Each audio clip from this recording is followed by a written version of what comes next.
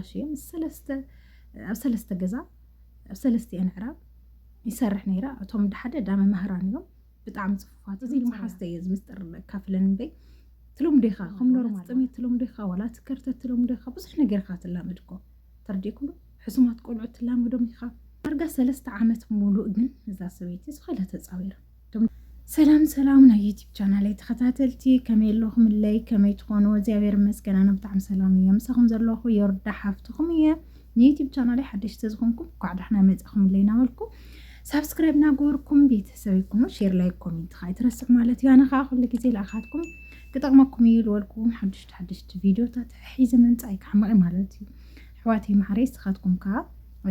سبسكرايب مقبار من ما يقودي أخذكم زقودكم يخوني جزر وسركم يخوني مو سبسكرايب ناقولكم بيتسويكم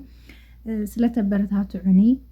سلة كتاتولني لايك شير سلة تقول لي دما أزي لما سكن مالتي زم حواتي لما أنتي حيزلكم نزل لكم فيديو دما المرا زي حونا حبو أنزال بل إيرتراويو تلحلفو هيوتو نزحتهم بيكم وتلاقونكم بقى أزيو بقى نوعاتي ورسكا عندها لبخا بطعمي خاتقوه مالت خمس بعلخا خوينس يسمع زي هيوتو لحلفو ود 14 عامت كوينو كاب إيرترا وتيو كاب إيرترا بتقراي جيرو لو دقة هاجر كيرو ما بزح تنكراتيتو بزح قفعتات بزح ناي سدت نقر كامتشم نفولط لنا سدت لنا مبزحتهم سبيعهم ويخم بمحراو ميديا مالتي أنا اللي بلقن مالسي لسه بهتصانو وقتو بزحات بهتصاونتم لوقتو لا سدت لألويو سدت جن معرخ ندي بعالجة مخانو سدت مالت دي بعالجة حمق مخانو ترد إخا مالتي سدت قبال تلوسي لبعلخا بتلي أوز عرب هاجر نسدت سوات حاسب كله ليت نجر ينبي معات كندي جود كندي نجر كمن نحلف بزح خرتت كمن نحلف صمنا نحضرنا أنا بحكي سلا لين الناقرو ويكا كل سب سلا لين الناقرو بي كندي سبي لنكراتة بسدت مالتي خدي جزي خاطر تامي جو خطو العقوة عم سدت مالتي تامي جو خطو العقوة تسكف هاو جزاني خاطري كوفي لا دخت لن تكون كم زي دخت لن تكون بطعمي خاطر شماغ ترديكن ولا تخدينكا أجاش متين عند خونة تخدينكا أزي خاطر شماغ صرحتني سلزخونكا طرح ناداسة سلزخونكا طرح بتلي أنا كاوزي دقة هاجرات كالقوت هاجرات كالقوت نتصعنت للو هاجرات الحشي بطعم الحشي خا برقص الحشي خا ترديكم دو بطعم الحشي أنا سي ألخو نجاريا يسرح نيرة لمن تاي لحشي يلولو اللخوزو يوروبا هاجرات أمريكا هاجرات أو لا سدتي قلنا صعنت لك كم دلايكات كم دلايكات أتيخا بتلي تنكير كان دحر أسرحها زحونا ما يزحونا هيوت أزي الحزن هتاني يلوت ترديكم قن دحر تنكير كاسرحها دحر برتيخا دحر أتماير كان دحر أسمارت قونكا أفتعدسو نصعنت لك كم دلايكات وتاتيخا ودع عديخا زيغنتي وهاوكا تمهاريخا سلازي سريحها خم دلايكات خاريخا تنبرت أتيخا توص ودع عديخا مالتي ودع عدخون كمالت كن كوفيل كايبلع مالتي يخولي بزح خرتت بزح تخامل إنه لو زواري كملساكم لو زناتي ناي كلاتنا يو ناي مبزحتي ناي أو لخونا قارياسي تماللاش يسرح نيرة أو لخونا تقاريا مالتي تماللاش يسرح نيرة مسائل فلتا قولعت اللواين مسائل سرحة قولعت بطعم بروخات لخونا عزيل فوتين اللواين أنا أوزلو سرح له نوركو أنا قاريا مالتي تماللاش يلسرح تماللاش يم سلسته جزا سلستي أنعراب يسرح نيرة أتوم دحدة دام مهران يوم بطعم صفوفات يوم صريات يوم دحن توالو جزا يوم إذا حنتي جزا تمالي سرح درلا اللو وخد تدقى نسا كالو تمر يوم أو حنت جزا خا عراقيت يوم مالتي أوزن سلسته جزا درجة 3 عامت لبها السريح كسرح خلوكو لافتا دقل نبرت نقفتي ولا حوات مجمرتا يلا على العصر تسير مجيب لبها التيق أمس كلها عاوز دقة سرح عاوز دقة خلتها سرح وداديتها ميليسة العشاء مالتي مشت العشاء تميليسة مريم مجيب لبها التيق ولا مالتي ምግቢ ትበሃል ተይወልዑ እስካብ ልዕሻ እንግዲህ ሓሲብኩም ወድኹም ክልተ ገዛ ደረጃ ተፅሪኻ ገዛ ፅሪኻ ኣቑሑ ተፅሪኻ ገዛው ተፀራሪኻ ኩሉ ነገር ጌርካ ክልተ ገዛ እንደገና ይምለስ ተመሊሰታ ሰበይቲ ምንም ኣይትሕብረካ ምግቢ ይብለኩም ኣሎ እዚ ናይ መብዛሕቲና እዩ ናይ መብዛሕቲና ሂወት እዩ ናተይ ጥራሕ ለይኮነ ምንም ኣይትሕብረካ ተመሊስካ መጀመርታ ሓንቲ ግዜ ሮዝ ትሰርሕ እዛ ልተመለስኩላ ገዛ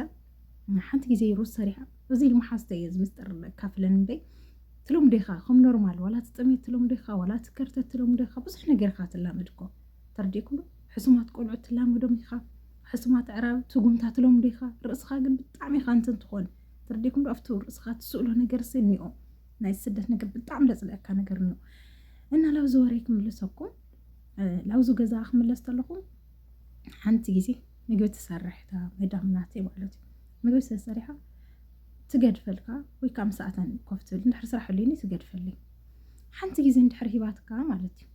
ማርያምን ሓንቲ ግዜ እንድሕር ሂባትካ ማለት እዩ ኣይትዝክረካ ምስ በሊዕካ ዶ ሰቲኽ ዶ እንታይ ትገብር ልኽእል ሰራሕተኛ ኣይትሓትት ከምዚ ካብ ብዙሓት ሰራሕተኛታት ይወፃየን ዳርጋ 3 ዓመት ሙሉእ ግን እዛ ሰበይቲ ዝኸለ ተፃዊራ እቶም ደገ ዝነበሩ ከዓ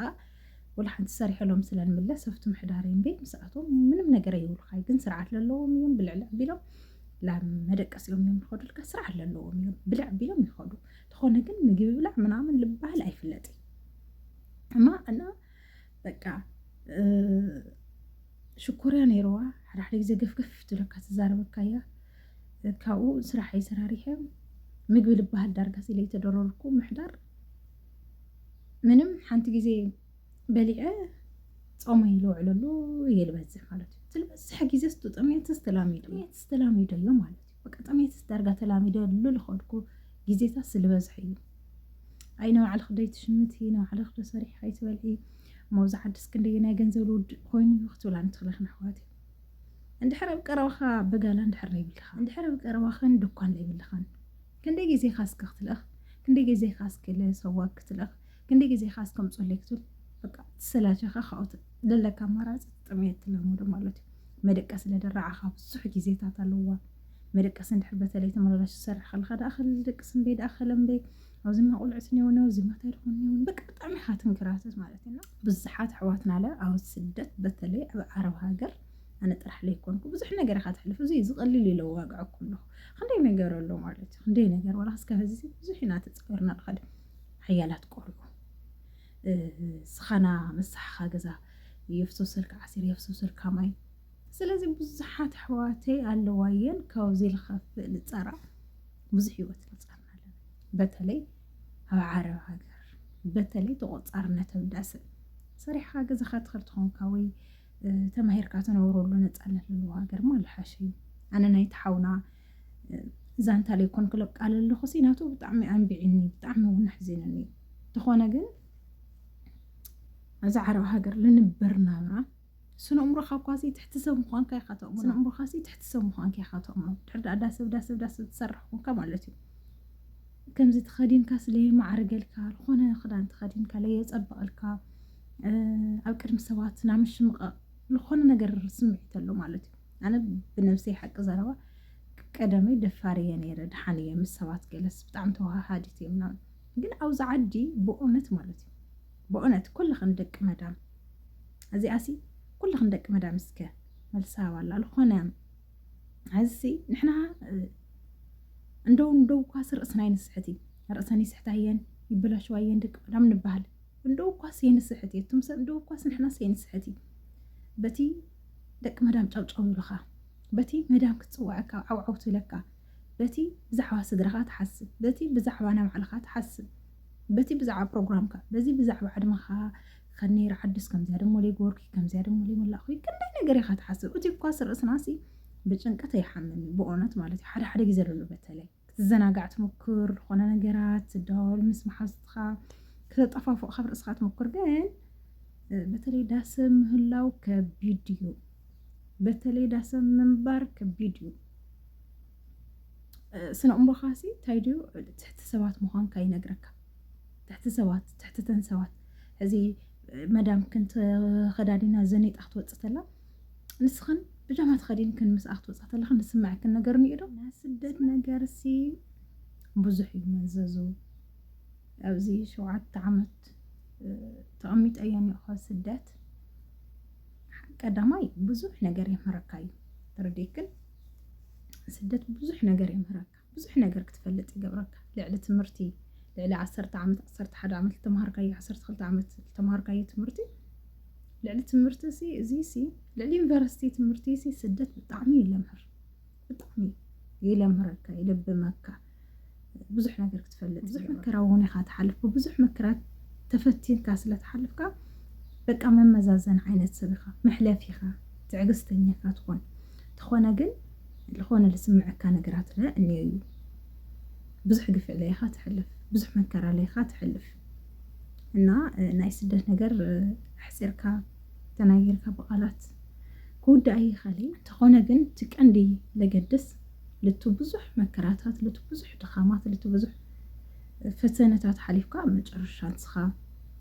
ዕውት ኮይንኻና ብሰላም ዓድኻ ዝተመሊስካ ካብዚ ልዓቢ ነገር የለ ማለት እዩ ብሰላም መድኃኔዓለም ዓድና ይመልሰና ብጣዕሚ እየ ልፈትየኩም ሰብስክራይብ ናገርኩም ቤተሰብ ይኩኑ ባይ ባይ